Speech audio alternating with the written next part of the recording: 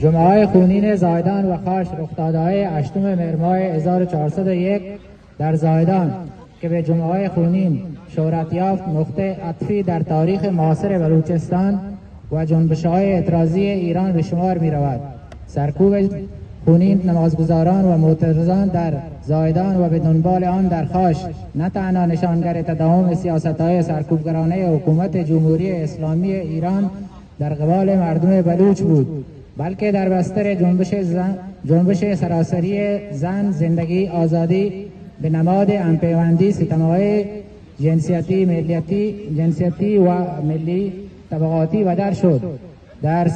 در 3 سال روز این فاجعه بررسی ابعاد تاریخی، اجتماعی و بازتاب‌های مجازی آن ضرورتی دوچندان می‌یابد. از دوره پهلوی بلوچستان به طور آشکار و پنهان تحت نوعی حکومت نظامی نانوشته اداره شد.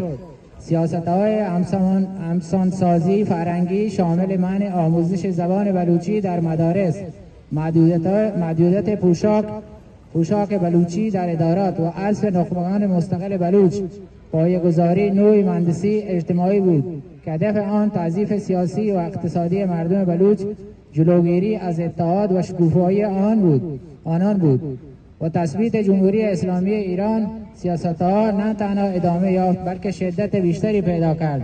دستگیری‌های گسترده، زندان، شکنجه، اعدام‌های سیاسی، تعبید اجباری و نیز ترور رهبران مذهبی و سیاسی در داخل و خارج از مرزها بخشی از الگوی سرکوب سیستماتیک علیه بلوچ‌ها بوده است. همزمان فقر و بیکاری، تحمیلی، گسترش اعتیاد و پیش بردن پروژه‌های جمعیتی از جمله اسکان همکیشان شیعه در مناطق بلوچ‌نشین در راستای تغییر یافت. جمعیتی و به حاشیه راندن این ملت به کار گرفته شده‌اند. در پی قتل حکومتی مهسا امینی و اعتراضات سراسری و همچنین انتشار خبر تجاوز فرمانده انتظامی چاوار و یک دختر 15 ساله بلوچ، نمازگزاران زایدان در روز جمعه 8 مهر ماه 1401 دست به اعتراض زدند. پس از نماز جمعه و هدایت برنامه ریزی شده، جمعیت به سمت کلانتری 16 سوق داده شد. نیروهای یگان ویژه و لباس شخصی که از پیش در محل مستقر بودند با استفاده از سلاح جنگی خودکار و تکتیراندازان به روی معترضان و حتی نمازگزاران حتی داخل مصلی آتش کشیدند. بنابر گزارش‌های منابع محلی و بین المللی در کمتر از 1 ساعت بیش از 100 تن کشته و 100 نفر زخمی شدند. در 13 آبان 1401 4 نوامبر 2022 نیروهای امنیتی در شهر خاش به روی معترضان مسالمت‌آمیز آتش گشودند. در این رویدادها که به جمعه خونین خاش معروف شد، دست کم 18 نفر از جمله 2 کودک کشته و 10 نفر زخمی شدند.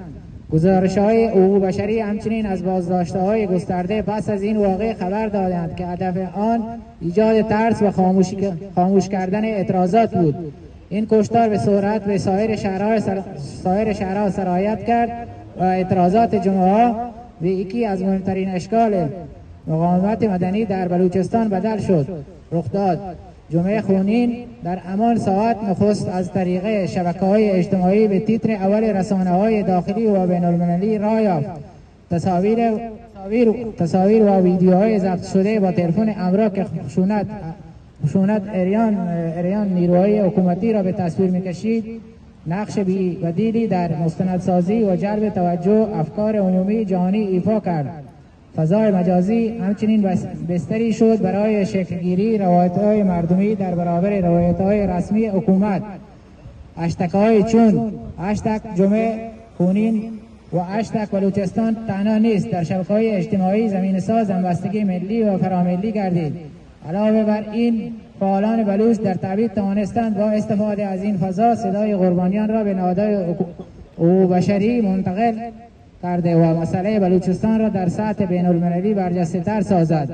جمعه‌های خونین نه تنها به عامل پیوندنده میان اعتراضات سراسری و مطالبات بلوچ‌ها بدل شد، بلکه مشروعیت سیاسی رژیم را بیش از پیش در چشم افکار عمومی تضعیف کرد استمرار اعتراضات جمعه در زایدان و مدیریت مسجد مکی و خواست عدالت خواهی نشان داد که سرکوب نتوانسته اداره جمعی برای مقاومت مدنی را در هم بشکند. از سوی دیگر بازتاب گسترده این رخداد در فضای مجازی و رسانه‌های جهانی مسئله مردم بلوچ را از حاشیه به متن آورد و نقش موثری در بازتعریف گفتمان دموکراسی، حقوق بشر و عدالت در ایران ایفا نمود.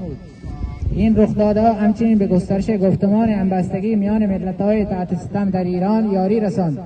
جمهوری اسلامی ایران در واکنش به جنایت‌های خونین زایدان و خاش به جای پذیرش مسئولیت مستقیم خود با برگیری از سازوکار تبلیغاتی قربانیان را با برچسب‌های چون تجزیه طلب و حامی تروریسم معرفی نمود.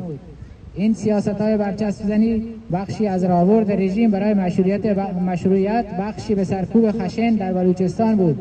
در ادامه نیروهای امنیتی در سر تا سر منطقه به بازداشت گسترده دست زدند. بسیاری را تحت شکنجه قرار داده و به اعترافات اجباری واداشتند. شماری نیز در همین روند به اعدام محکوم و به دار آویخته شدند. در پی استمرار اعتراضات مسالمت‌آمیز نمازگزاران جمعه در زایدان، حکومت کوشید از طریق پرداخت غرامت به تعدادی از خانواده‌ها قربانیان پرونده این جنایت دولتی را مختومه اعلام کند. همزمان برای کاستن از فشار افکار عمومی جهانی، مقامات حکومتی شماری از نیروهای نظامی و امنیتی را به ظاهر به اتهام اقدام خودسرانه محاکمه و به زندان محکوم کردند. اما واقعیت چیز دیگری است. اقدامات نمایشی حکومت در شرایطی که پیش از هر زمانی تضعیف شده و تحت فشارهای بین‌المللی و خطر تکرار جنگ 12 روزه در مقیاسی وسیع‌تر و مخبرتر بقای خود را خطر جدی می‌بینند و می‌کوشد و این اقدامات آتش زیر خاکستر خشم مردم بلوچستان را خاموش نماید. در سومین سالروز جمعه‌های خونین زایدان و خاش بازخوانی این رویداد نه فقط یادآوری یک فاجعه انسانی بلکه تبیین استمرار سیاست‌های سرکوبگرانه‌ای است که در بستر تاریخ طولانی‌تر علیه ملت بلوچ اعمال شده است. همزمان تجربه این رخداد نشان داد که فضای مجازی می‌تواند به ابزار مقاومت، مستندسازی و همبستگی تبدیل شود.